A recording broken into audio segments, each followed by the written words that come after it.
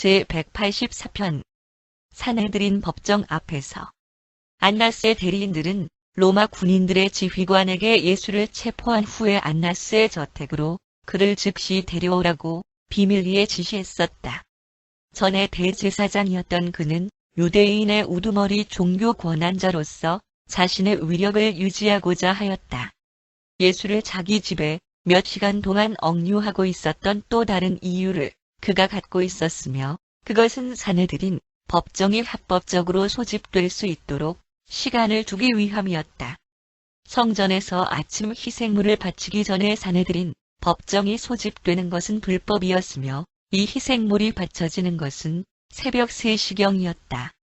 안나스는 자기 사위인 가야바의 저택에서 사내들인 법정이 준비되고 있다는 것을 알고 있었다. 약 30명의 사내들인 회원들은 예수가 자기들 앞에 호송되어 왔을 때 판결을 내릴 준비를 하기 위해 자정 무렵에 그대 제사장의 집에 이미 모여 있었다. 예수와 그의 가르침을 강력하고도 공개적으로 반대하는 사람들만이 소집되었는데 그렇게 한 것은 재판 법정 구성에 오직 23명만 필요했기 때문이었다. 예수는 체포 대신 겟세마네 정원에서 멀지 않은 올리브산에 있는 안나스의 저택에서 3시간가량 보내셨다. 요한 세베대가 안나스의 저택 안에서 무사하고 자유로웠던 것은 로마인 지휘관의 명령 때문만이 아니라 그와 그의 형제 야고보가 그 집의 오래된 하인들에게 잘 알려져 있었기 때문이기도 하였으며 전에 대제사장이었던 그가 그들의 어머니 살로메의 먼 친척이었으므로 그 저택에 여러 번 손님으로 초대받은 적이 있었다. 1. 안나스의 신문. 성전 세입을 챙겨서 부자가 되었고 그의 사위는 현임 대제사장이고 활동하고 있었으며 로마 당국자들과 관계를 갖고 있는 안나스는 전체 유대인 사회에서 정말로 가장 힘이 있는 개인이었다.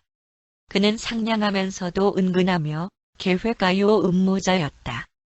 그는 예수에 대한 처분을 직접 지시하고자 하였으며 그러한 중요한 일을 무뚝뚝하고 공격적인 자기 사위에게 전적으로 맡기기를 주저하였다. 안나스는 주의 재판이 반드시 사도 개인들의 손에 맡겨지는 것을 확실하게 하길 원하였다. 사내들인 회원들 중에서 예수의 정당함을 지지하였던 사람들이 실제적으로 모두 바리새인들이었기 때문에 바리새인들 중 일부가 동정심을 나타낼 수도 있음을 염려하였던 것이다.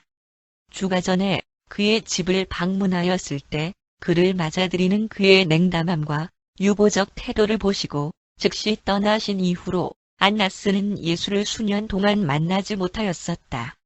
안나스는 일찍부터 알고 있음을 이용하려고 생각하였으며 자기 주장을 포기하고 팔레스타인을 떠나가도록 예수를 설득하려고 하였다.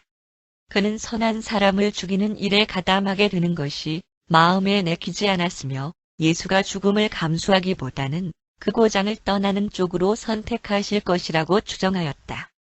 그러나 건장하고 굳게 결심한 모습의 갈릴리 사람 앞에 선 안나스는 그러한 제안이 아무 소용없으리라는 것을 즉시 알아보았다. 예수는 안나스가 그를 기억하고 있던 것보다 훨씬 장엄하고 차분하였다. 예수가 젊었을 때 안나스가 그에게 큰 관심을 가졌었지만 지금은 예수가 아주 최근의 환절상들과 다른 장사꾼들을 성전에서 몰아내심으로 인하여 그의 수입이 위협을 받았다. 예수의 가르침보다도 이러한 행동이 전에 대제사장이었던 그에게 앙심을 품게 하였던 것이다. 안나스는 그의 넓은 접견실로 들어가서 큰 의자에 앉은 후에 예수를 자기 앞으로 데려오라고 지시하였다. 잠시 동안 아무 말 없이 주를 찬찬히 살펴본 후에 내가 우리 고장의 평화와 질서를 교란시키고 있기 때문에 내 가르침에 대해 어떤 조치가 내려져야만 한다는 것을 너도 알고 있다. 안나스가 미심쩍은 얼굴로 예수를 바라보자 주는 그의 눈을 똑바로 보시면서 아무 대답도 하지 않았다. 안나스가 다시 말하였다. 선동자인 시몬 제일로떼 외에 내 제자들의 이름이 무엇이냐? 예수는 다시 그를 쳐다보고 눈을 내리뜨시고 대답하지 않았다. 안나스는 자기 질문에 예수가 대답하지 않으심으로 인하여 대단히 불안해졌기 때문에 그에게 이렇게 말하였다. 내가 내게 친절하게 하든지 말든지 상관이 없다는 것이냐?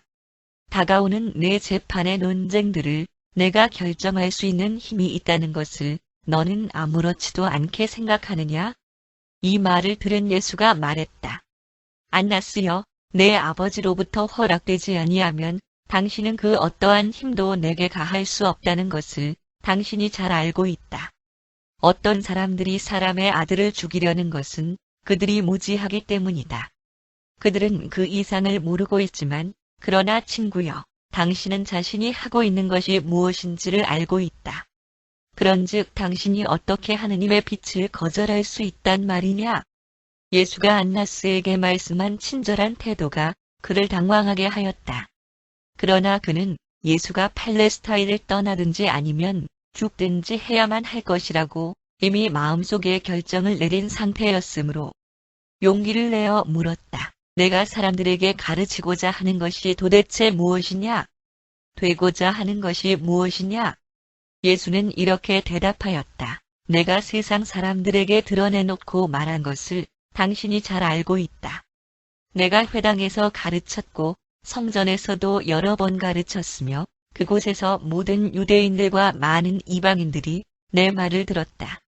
내가 은밀하게 말한 것이 하나도 없는데 당신은 어찌하여 내게 무엇을 가르쳤느냐고 묻느냐?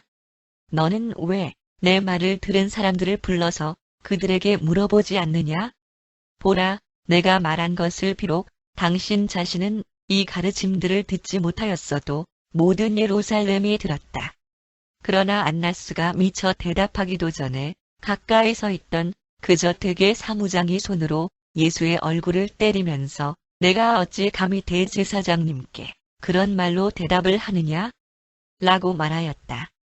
안나스는 자기 사무장을 꾸짖지 아니하였고 그러자 예수가 그에게 말하기를 나의 친구여, 내가 악한 말을 하였다면 무엇이 악한 것인지 증거를 대어라. 그러나 만일 내가 진실을 말하였다면 내가 무슨 이유로 나를 때릴 수 있느냐? 안나스는 자기 사무장이 예수를 때린 것에 대해 유감으로 생각하였지만 그 일을 주목하기에는 너무 자존심이 강했다. 그는 당황하여 다른 방으로 들어갔으며 하인들과 성전 경비병들과 함께 예수를 거의 1시간 동안이나 홀로 내버려 두었다. 다시 돌아온 그는 주 옆으로 가서 말하기를 내가 이스라엘의 해방자인 메시아라고 주장하느냐? 예수는 대답했다. 안나스여, 당신은 내가 어렸을 때부터 나를 알았다. 나는 내 아버지께서 임명한 것 외에는 내가 아무것도 되려고 하지 않았다는 것과 유대인뿐만 아니라 모든 이방인에게도 똑같이 보내심을 받았다는 것을 당신도 알고 있다. 그러자 안나스가 말했다. 내가 말한 것은 내가 메시아라고 주장한다는 것인데 그것이 사실이냐? 예수는 안나스를 바라보시면서 오직 이렇게 대답하였다. 당신이 그렇게 말한 대로이다. 이때 언제쯤 예수를 사내들인 법정 앞으로 끌고 올 것인지를 물어보기 위하여 가야바의 저택에서 연락원들이 도착하였으며 거의 날이 셀 무렵이었기 때문에 안나스는 예수를 결박하고 성전 경비병들로 호위하게 하여 가야바에게 보내는 것이 최상이라고 생각했다. 그리고 자신도 잠시 후에 그들을 따라갔다. 2. 안마당에 있던 베드로. 일단의 경비병들과 군인들이 안나스의 저택 입구로 다가갈 때 요한 세베대는 로마 군인들의 지휘관 옆에서 걸어가고 있었다. 유다는 조금 거리를 두고 뒤에 떨어져 있었으며 시몬 베드로는 멀리서 따라갔다. 요한이 예수와 경비병들과 함께 저택의 안마당으로 들어간 후에 유다도 문으로 다가왔지만 예수와 요한을 보자 가야바의 집으로 먼저 갔으며 그곳에서 주에 대한 실제 재판이 나중에 벌어질 것을 그는 알고 있었다. 유다가 떠난 직후 시몬 베드로가 와서 문 앞에 섰고 그들이 예수를 저택 안으로 호송해 들어가려고 할 때 요한이 그를 보았다. 문을 지키는 여종을 요한이 잘 알고 있었기 때문에 그녀에게 베드로를 들여보내 달라고 요청하자 기꺼이 들어주었다. 안마당에 들어선 베드로는 밤 공기가 차가웠으므로 숯불 곁으로 가서 몸을 녹이고자 하였다. 그는 예수의 적들 속에 자신이 크게 잘못 온 것이라 느꼈으며 정말로 그는 있어서는 안 될 자리에 있었던 것이다. 주는 요한에게 부탁한 것과는 달리 그에게는 가까이 있으라고 지시하지 않았다. 주에 대한 재판과 십자가형이 벌어지는 동안 생명의 위협을 받는 일이 없도록 하라고 특별한 지시를 받은 다른 사도들 중에 베드로도 포함되었었다. 베드로는 그저 댁 문으로 다가오기 직전에 자기 칼을 버렸기 때문에 무장하지 않은 상태로 안나스의 뜰에 들어왔다. 그의 마음은 혼돈의 소용돌이 속에 있었으며 예수가 체포되었다는 사실을 거의 실감하지 못하였다. 그는 실제 상황, 자신이 안나스의 안마당에 와 있고 대제사장의 하인들 옆에서 불을 쬐고 있다는 을 파악할 수 없었다. 그는 다른 사도들이 무엇을 하고 있는지 궁금해하다가 요한이 어떻게 하여 그저 댁에 들어가도록 허락을 받았는지에 대해 생각이 미치자 문지기에게 그를 허락하도록 그가 말하였으므로 하인들이 그를 잘 알고 있기 때문이라는 결론에 도달하게 되었다. 문지기 여종이 베드로를 들여보낸 직후 그리고 그가 불 옆에서 몸을 녹이고 있는 동안 그녀는 그에게 다가가서 장난기 어린 태도로 묻기를 당신도 이 사람의 제자들 중 하나입니까? 그 여자에게 부탁하여 저택 문 안으로 들어가게 해달라고 한 것이 요한이었기 때문에 이때 이렇게 자기를 알아본 것에 대해 베드로가 놀랄 필요는 전혀 없었지만 그는 너무도 긴장된 상태에 있었기 때문에 제자로서의 신분 확인이 그의 평정을 깨어버렸다. 그리고 오직 마음에 먼저 떠오르는 생각. 살아서 도망가야겠다는 의로 그 여종에게 즉석에서 나는 아니다라고 대답하였다. 곧 다른 하인이 베드로에게 와서 물었다. 그들이 이 사람을 체포할 때 내가 너를 본 것 같은데 너도 그를 추종하는 자들 중에 하나가 아니냐? 이제는 베드로가 아주 깜짝 놀랐으며 이 고발자들로부터 안전하게 빠져나갈 길이 없음을 알고서 예수와의 모든 관계를 단호하게 부정하여 말하기를 나는 이 사람을 전혀 모르고 그를 추종하는 사람도 아니다. 이때 문을 지키는 여종이 베드로를 한쪽으로 끌고 가서 말했다. 당신이 예수라 하는 이 사람의 제자인 것을 내가 확신하는 것은 그를 따르는 자들 중에 하나가 당신을 안마당으로 들여보내 달라고 부탁하였기 때문만이 아니라 여기 있는 나의 자매가 당신이 이 사람과 함께 성전에 있었던 것을 보았기 때문입니다. 왜 이것을 당신이 부인하십니까? 그 여종의 비난하는 말을 들은 베드로는 심한 저주와 맹세로 예수에 대해 아는 바가 전혀 없다고 부인하면서 말하기를 나는 이 사람의 추종자가 아니며 그를 전혀 알지 못하고 그 사람에 대해 전혀 들어본 적도 없다. 베드로는 숯불 곁을 떠나 잠시 동안 안마당을 거닐었다. 그는 도망치고 싶었지만 주목을 받게 되는 것이 두려웠다. 냉정을 되찾으면서 숯불 곁으로 돌아왔을 때 옆에 서 있는 한 사람이 말했다. 당신도 분명히 이 사람의 제자이다. 예수라 하는 저 사람은 갈릴리인인데 당신의 말하는 투를 보니 역시 갈릴리인처럼 말하고 있다. 그러자 베드로는 다시 주와의 모든 관계성을 부인하였다. 베드로는 너무나 불안한 나머지 그 불 곁에서 떠나 혼자 입구로 가 있음으로써 그의 고발자들과 접촉을 피하고자 하였다. 1시간 이상 혼자 있은 후에 문을 지키는 여종과 그녀의 자매가 우연히 그를 만나게 되었으며 예수를 따르는 자임이 분명하다고 다시 짓궂게 비난하였다. 그리고 그는 그 비난을 다시 부인하였다. 그가 예수와 어떤 관계도 없다고 부인할 때 수탈기 울었으며 베드로는 그날 밤 일찍 주가 자기에게 한 경고의 말씀이 생각났다.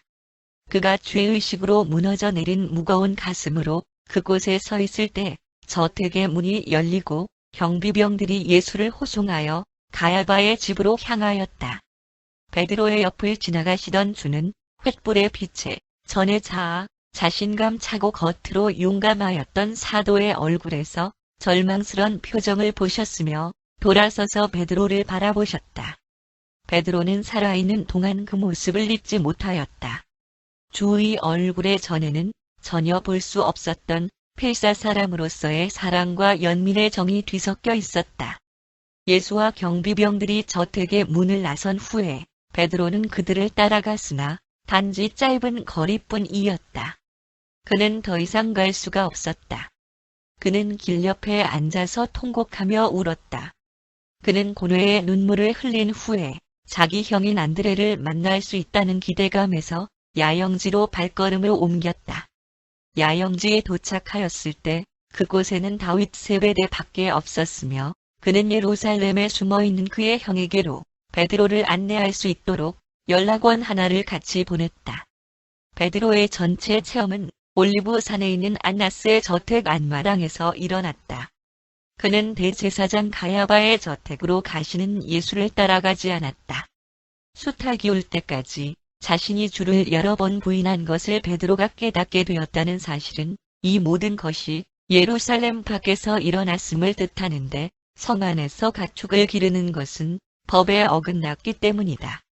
수탈개 울음소리가 베드로를 맑은 감각으로 돌려놓기까지 몸을 따뜻하게 하기 위하여 현관 앞을 오르락 내리락 걸으면서 그는 오직 어떻게 그 하인들의 고발을 교묘하게 벗어날 것인가 하는 것과 자기와 예수의 관계를 밝히려는 그들의 의도를 어떻게 좌절시킬까 하는 것만 생각했었다. 그는 한동안 이 하인들이 자기에게 그런 질문을 할 만한 도의적 혹은 법적인 권한이 없다는 생각에 골몰하였으며 신분이 드러나 체포되고 감금될 가능성에서 벗어날 수 있다고 생각하는 방법에 도취되어 정말로 기뻐하고 있었다. 수탈 기울 때까지는 자기가 주를 부인하였다는 생각이 베드로에게 떠오르지 않았다. 예수가 자기를 바라보셨을 때까지는 그는 자신이 왕국 대사로서의 특권에 걸맞게 사는데 실패하였다는 것을 깨닫지 못하였다. 타협과 가장 작은 저항의 절충적인 길로 첫 발을 내딛었기 때문에 베드로에게는 오직 결정했던 행위에 대한 길을 계속 갈 뿐이었다. 그릇되게 시작된 것에서 돌이켜서 올바른 길로 가는 일에는 위대하고 숭고한 성격이 요구된다. 사람 자신의 마음은 너무나도 흔히 한번 실수의 길로 들어서게 되면 그 길로 계속 가는 것을 정당화시키려는 노력을 한다. 베드로는 부활한 주를 만날 때까지 자신이 용서받을 수 있다는 것을 결코 충분히 믿지 못하였으며 주를 만난 후에야 그가 주를 부인한 이 비극적인 밤이 있기 전과 똑같이 받아들여졌음을 알았다. 3. 사내들인 회원들의 법정 앞에서 대제사장인 가야바가 사내들인 심리법정을 소집하고 예수를 그 앞으로 끌고 와 정식 재판을 시작하도록 요청한 것은 금요일 아침 3시 반경이었다. 사내들인은 이전의 3번의 회의에서 대다수가 예수를 사형에 처하기로 율법을 어김과 신성 모독죄 그리고 이스라엘 조상의 전통을 경멸한 것에 대한 비공식 고소에 따라 사형시키는 것이 마땅하다고 결의하였었다. 이번 회의는 정규적으로 소집되는 사내들인 회의가 아니었으며 통상적인 장소인 성전 안의 다듬어진 돌로 지어진 방에서 모인 것이 아니었다. 약 30명의 사내들인 회원들이 대제사장의 저택에서 소집된 특별한 재판 법정이었다. 요한 세베대는 소위 재판이라고 불리는 이 과정 전체 기간 동안 예수와 함께 있었다. 자신들의 지위를 교란시키고 자신들의 권위에 도전하는 예수가 이제 자기들 손아귀에 분명히 들어와 있다고 생각하여 우두머리 사제들과 서기관들 사두개인들 그리고 일부의 바리새인들이 얼마나 우쭐하였는지. 그리고 그들은 자신들의 원한에 사무친 쇠고랑을 그가 결코 살아서 나가지 못하게 하리라고 결심하였다. 유대인들은 사람의 사형에 관한 죄를 심리할 때 증인 선택과 재판에 대한 전 과정에 대해서 공정성을 위해 모든 안전 대책을 강구하고 아주 신중하게 처리하는 것이 상례였다. 그러나 이 경우에 있어서 가야바는 편견이 없는 재판관 역할보다는 오히려 기소자의 역할을 하였다. 예수는 평상시에 복장과 두 손을 뒤로 묶으신 모습으로 이 법정 앞에 서셨다. 법정 전체가 그의 장엄한 모습에 술렁거렸고 얼마간 혼란스러워졌다. 그들은 자신의 생명이 걸려있는 재판에서 그토록 태어난 모습을 목격한 적이 없었으며 그러한 주인을 본 적이 없었다.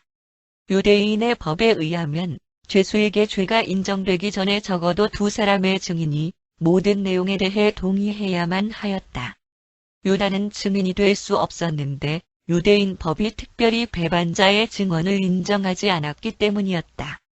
예수를 반대하는 거짓 증인이 20명 이상 준비되어 있었지만 그들의 증언은 너무 모순되고 너무 명백하게 날조된 것이어서 사내들인 회원들조차도 그 엉터리 연기에 얼굴이 뜨거워질 정도였다.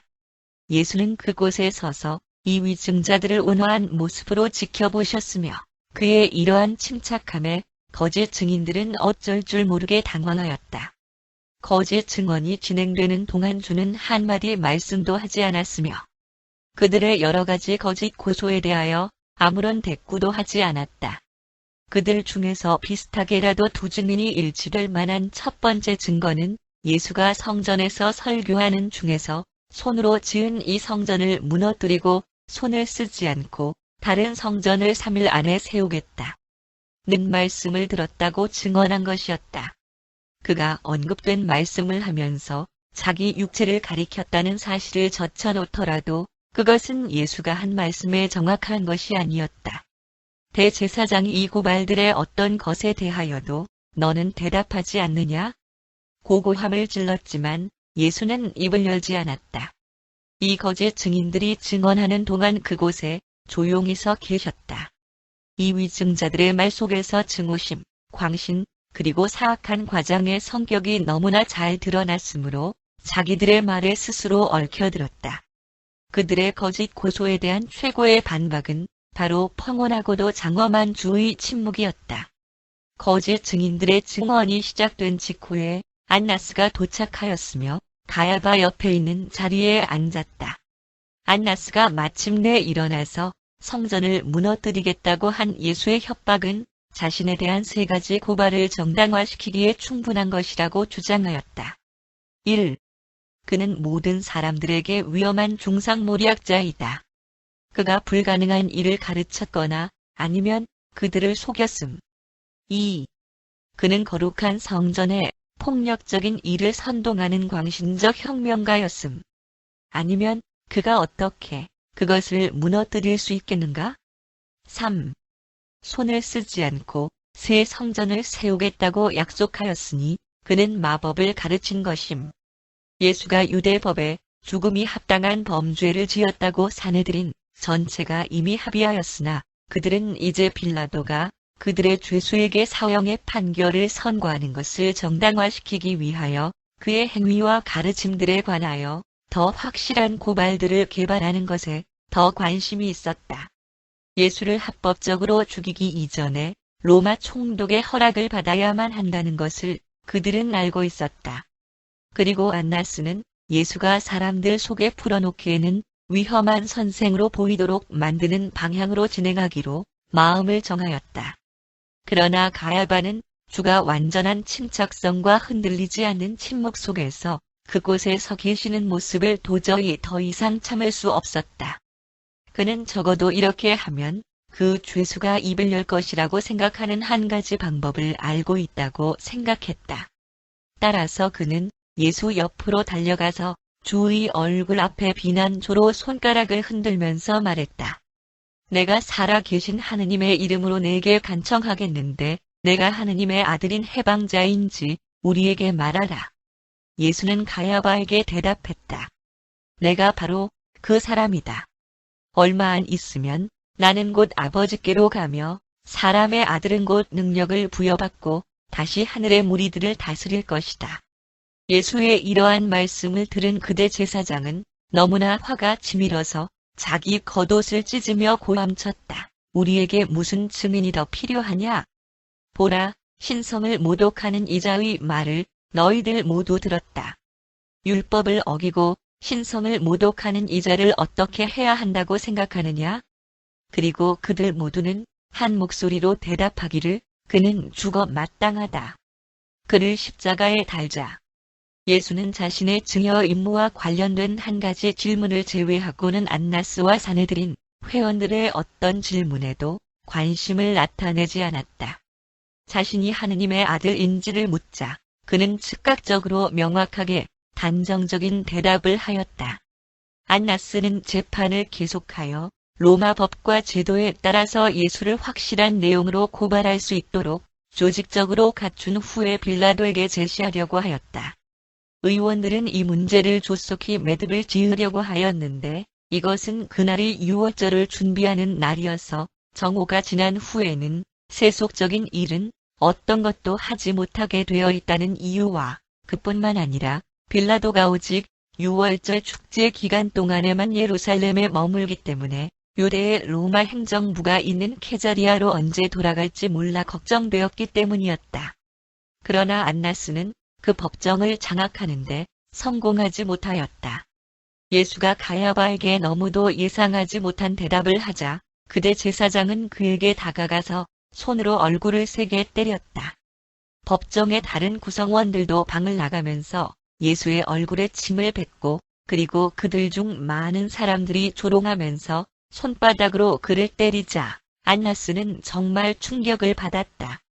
그렇게 하여 무질서와 전례에 없는 혼란 속에서 예수에 대한 사내들인 재판의 첫 공판이 4시 30분경에 끝났다.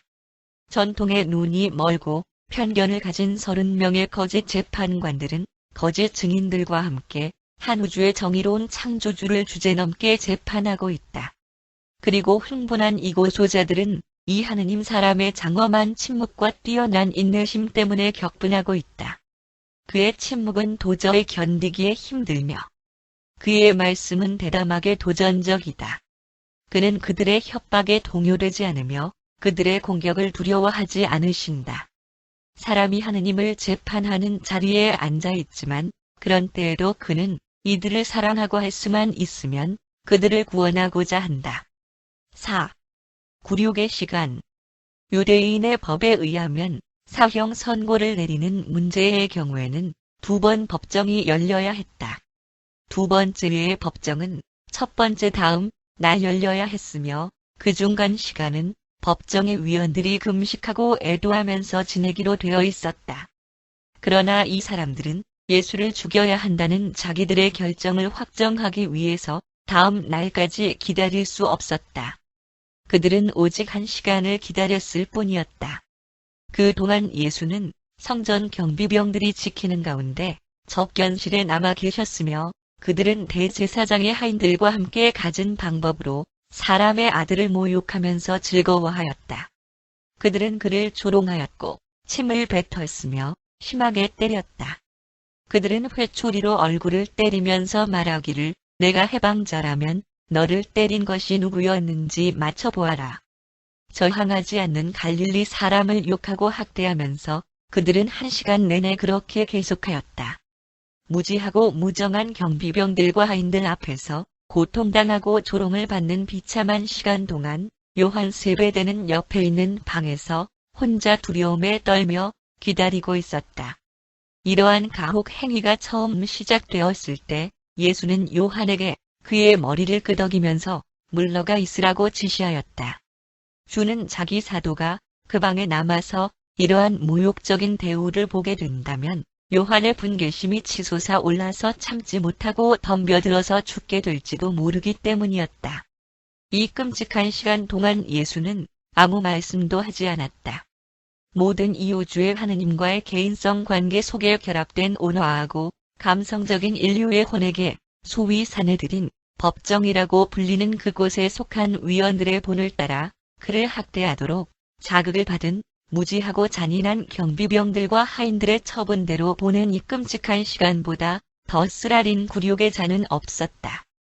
천상의 지능 존재들이 사랑하는 주권자께서 죄로 어두워진 불행한 유란시아 구체에서 자신의 무지하고 잘못 인도된 창조체들의 뜻에 복종하는 광경을 보았을 때 전 우주로 퍼져나간 그들의 분개의 전율이 얼마나 심했는지 인간의 가슴으로는 상상할 수도 없을 것이다. 사람이 영적으로 얻을 것이 없고 지능적으로 성취할 것이 없는 것을 그렇게 모욕하고 육체적으로 공격하고 싶도록 유도하는 사람 속에 있는 이 동물적 특색은 도대체 무엇인가? 지혜에서 그리고 영적 달성에서 뛰어난 사람들에게서 그 자체가 휘어질 것을 찾는 악한 야만성이 반문명화된 사람 속에 아직도 숨어 있다. 그들이 반항하지 않는 사람의 아들을 육체적으로 공격하면서 어떤 형태의 동물적 기쁨을 나타낼 때 우리는 문명화된 것으로 믿고 있는 이 사람들의 악한 야비함과 야만적인 만행을 목격한다. 이러한 모욕과 조롱 그리고 구타가 주께 가해졌을 때 그가 방어하지 않은 것이지 방어할 수 없었던 것이 아니었다. 예수는 패배한 것이 아니며 물리적 감각에서 대항하지 않았을 뿐이다. 이것들은 광대하고 멀리 퍼진 우주의 창조자, 유지자, 구원자로서 그의 오랫동안의 파란만장한 생애 중에서 주의 가장 위대한 승리의 순간들이다.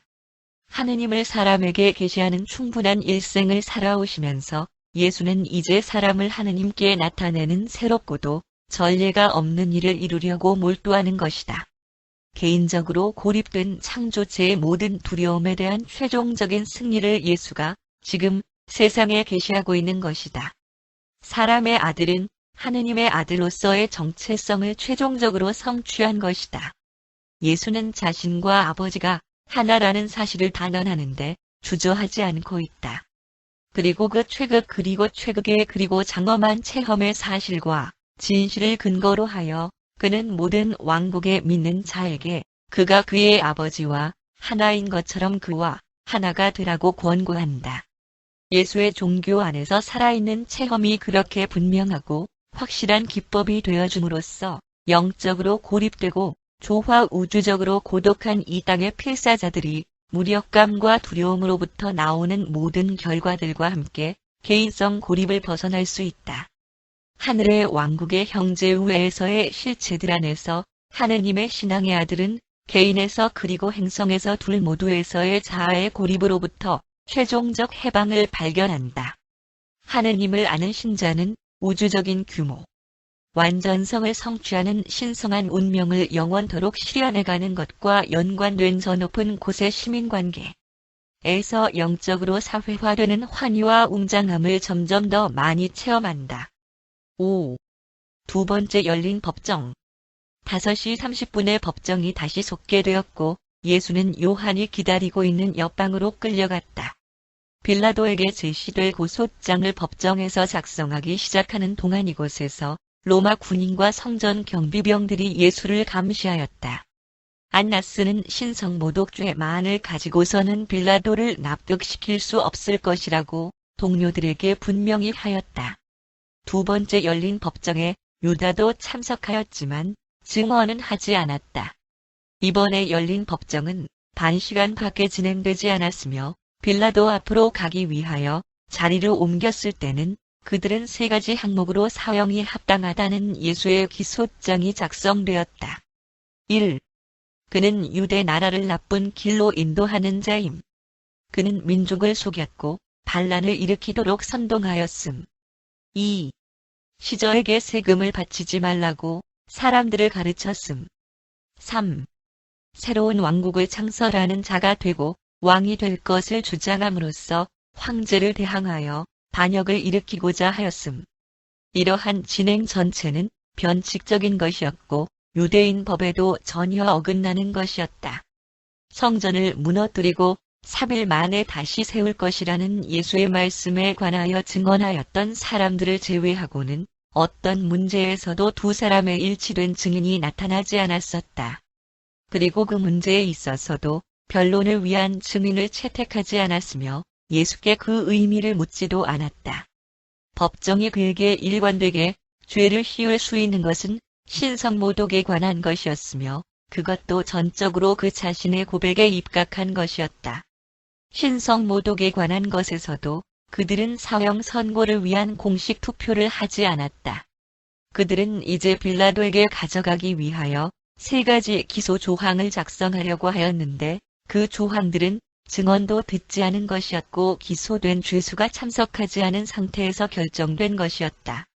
이 일이 끝나자 바리새인 3사람이 자리를 떠났으며 그들도 예수가 죽게 되기를 바라기는 하였지만 증인도 없이 그리고 본인이 참석하지 않은 상태에서 기소장을 작성하는 것은 반대하였다.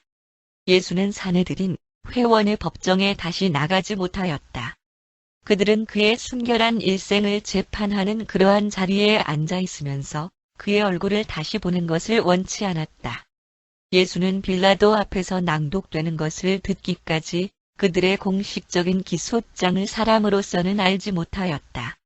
예수가 요한과 경비병들과 함께 같은 방에 계시는 동안, 그리고 두 번째 법정이 열리고 있는 동안 대제사장 저택에 있던 부인들 몇 사람이 친구들과 함께 그 색다른 죄수를 보려고 그곳에 와서 그 중에 하나가 그에게 내가 하느님의 아들 메시아냐? 라고 물었다. 그리고 예수는 대답했다.